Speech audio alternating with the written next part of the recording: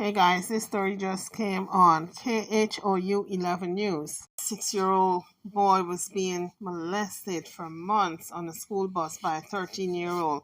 Let's get into the story, but before we do, can you guys kindly hit the like button? If you have not subscribed as yet, please hit that subscribe button as well. And I thank you all for doing so. So let's get into the story. So here is KHOU 11 anchor plus the attorney for the family stating what happened. And I'll be back with my commentary. A mother says her 6-year-old son was repeatedly sexually assaulted in the back of a school bus at Aldine ISD. Yeah, and we do want to warn you clearly. Some of this may be hard to hear. Lauren Tallarico spoke with that mother and joins us from the district's transportation center. Lauren. The allegations about what happened are incredibly disturbing. We spoke to the mother today and she was crying as she told us. Now, that said, we have chosen not to identify her to protect her family and that little boy. Right now, Aldine ISD police and CPS are investigating horrific allegations about what may have happened to a little boy as he rode to and from school. This mother's child was raped over and over and over again for months on the back of one of these school buses. Last week, the mother asked the school to investigate what she thought was a somewhat minor incident, her 6-year-old's backpack being thrown out the school bus window. Instead, once the onboard camera was reviewed, she says the school asked her to come in and was told video showed her son being sexually abused by another student. We demand the immediate resignation of the supervisors of this bus forward. Today, Quan LX and Dr. Candace Matthews with the new Black Panther Nation held a press conference alongside the mother and said investigators have gathered additional footage which shows the abuse going back months by at least one middle school student. Allegedly, mom says, luring him to the back, saying it was a game. How is it that a 6-year-old is on the bus with a 13-year-old? The district refused an interview, but in a statement said the incident involves, quote, 2 of our elementary-age students, and that CPS was notified. I asked for clarification on the older boy's age, but never heard back. After the incident in question, mom said she did take her son to the hospital. I don't want to get too graphic because it's that graphic, but there's internal damage. Mentally, this mother says her son's just too young to understand what's happened, but she does. Days of questioning, days of talking to my child, the details became more and more graphic each and every time. Inside, I'm dying. Community advocates and this mother want bus aids to be put on all Aldine ISD buses. They also want camera footage to be viewed daily, and they want counseling to be offered to this little boy and his family. Now, as far as what's happened to the boy in question, we've gotten no answers there, and the mother says neither has she.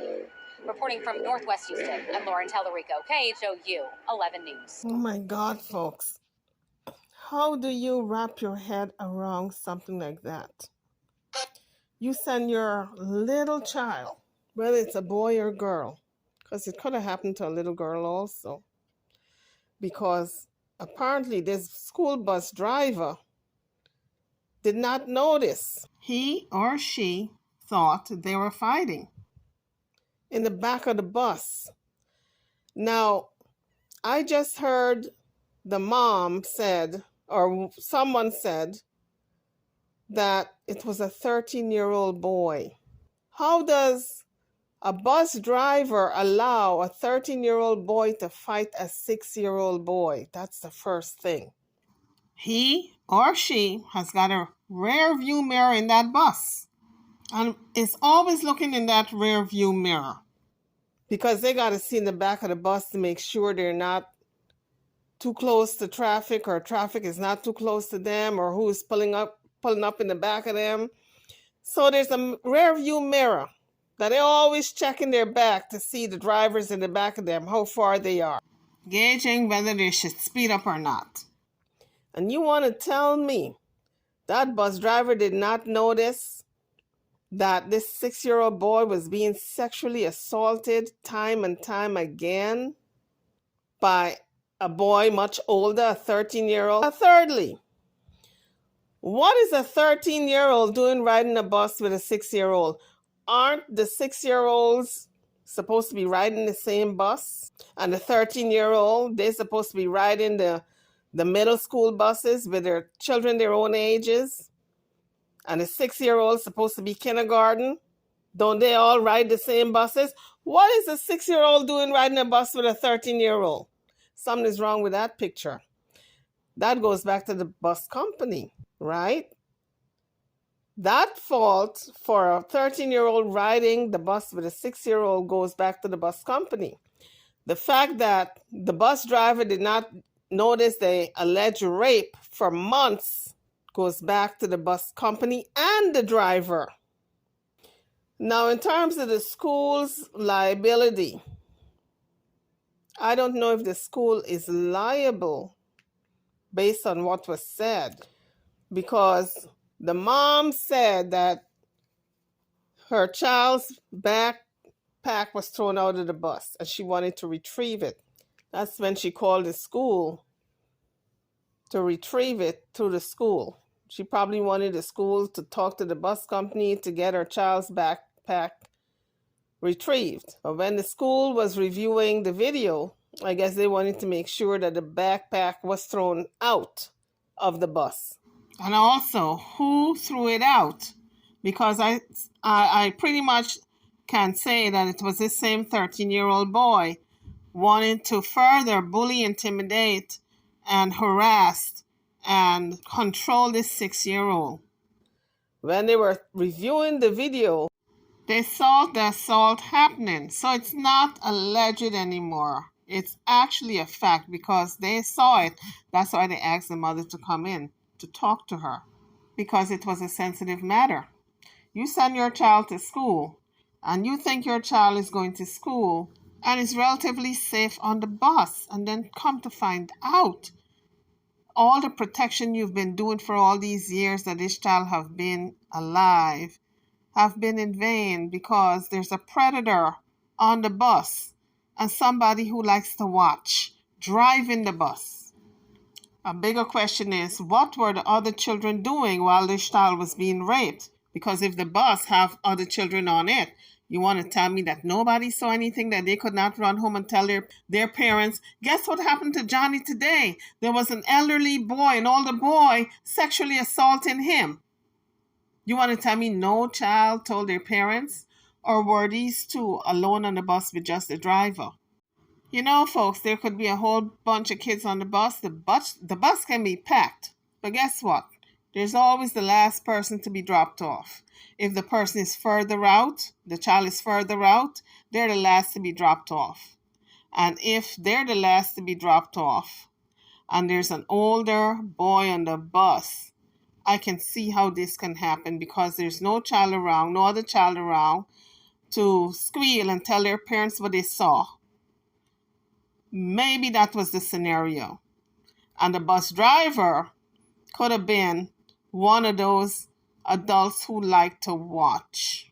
That's the only scenario I'm thinking here, because I cannot imagine other children on the bus watching this for months and not reporting it to their parents. Because you know children are tattletales. They like to tell on each other. So this is the only scenario that's coming to my mind. That a bus driver would deliberately drop this little child off last, this 6-year-old, so the 13-year-old can sexually assault him. Look, maybe it didn't happen that way, but in my mind, that's how it happened. That's the only way I can see this happening. Because the kids, I know if they were on that bus, the first thing they would do when they came home, they would be tattletaling, honey. They would be telling. So the school calls the mother. She goes in because whatever they had to tell her was so sensitive that could not be discussed over the phone. Well, let me tell you something, folks. If that had happened to my kid, I would have lost it big time.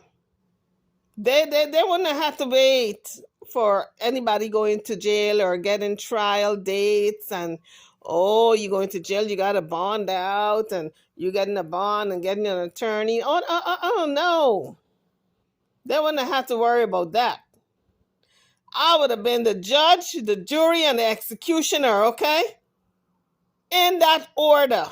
I'm telling you, there would have been no questions asked because I would have been the judge first. The jury would have came later. You see, I would act before I asked the questions. I would have be the executioner before the jury came in. The jury would not have been coming in first. They would have been last. I wasn't asking no questions.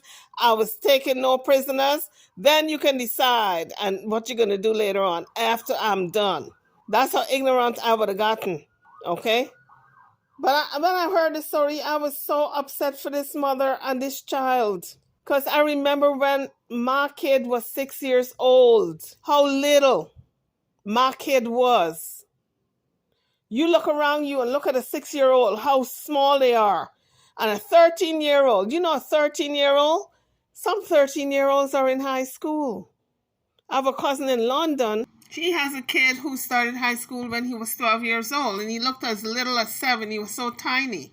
But my point is, some of these 12 and 13-year-olds look like grown men already.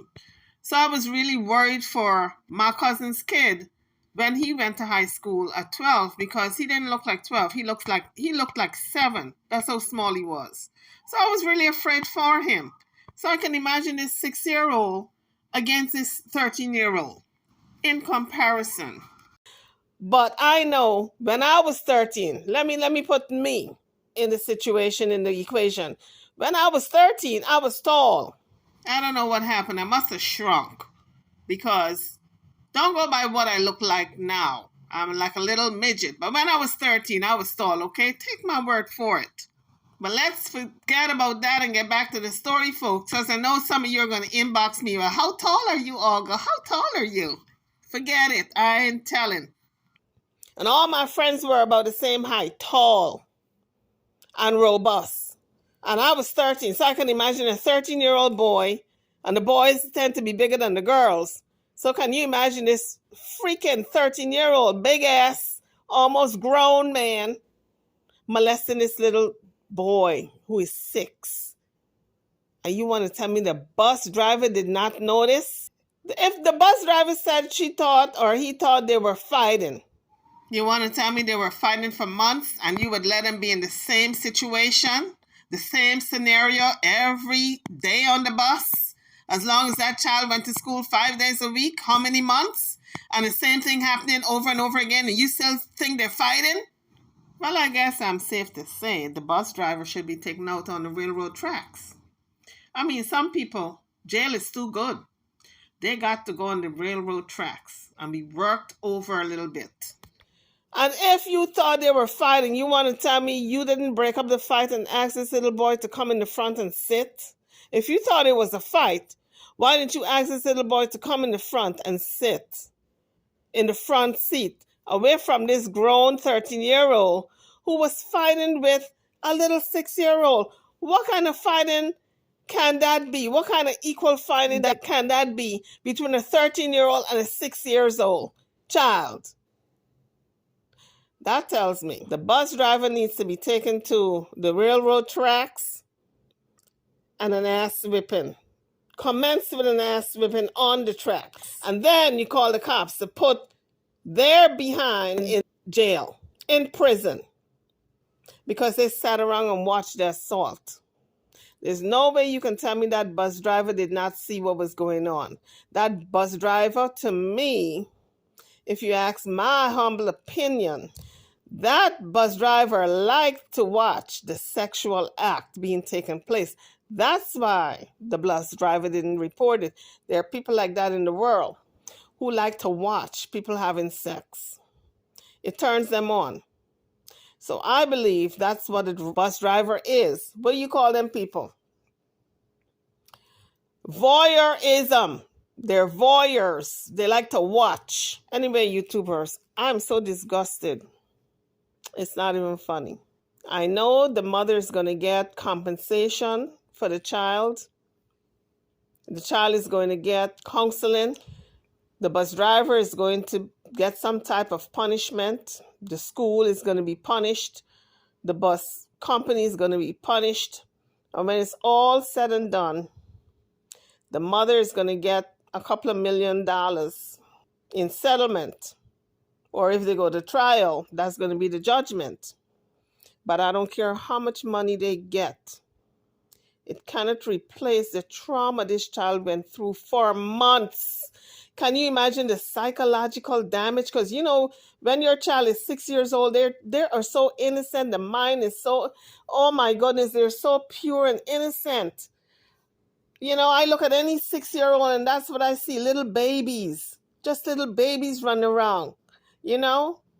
And to think that this child had to go through this crap for months and this freaking bus driver did not report it, did not stop it. That bus driver allowed it to happen for months.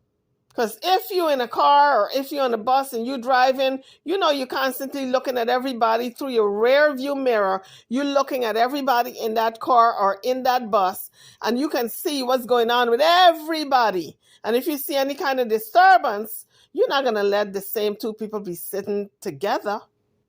I can imagine the trauma this child went through. Just the fear and the terror. And this 13-year-old, they said, would lure the child in the back. You just got to imagine a 6-year-old. To me, that wasn't luring. That was demanding. You come back here or else you know what I'm going to do to you. Because clearly the 6-year-old was fearful. The 6-year-old was not in compliance. The 6-year-old boy was fighting because he was not in agreement. So I'm sure he wasn't being lured at that point because this child had learned that if he went in the back, what would happen? So I'm sure it was a demand, a dragging.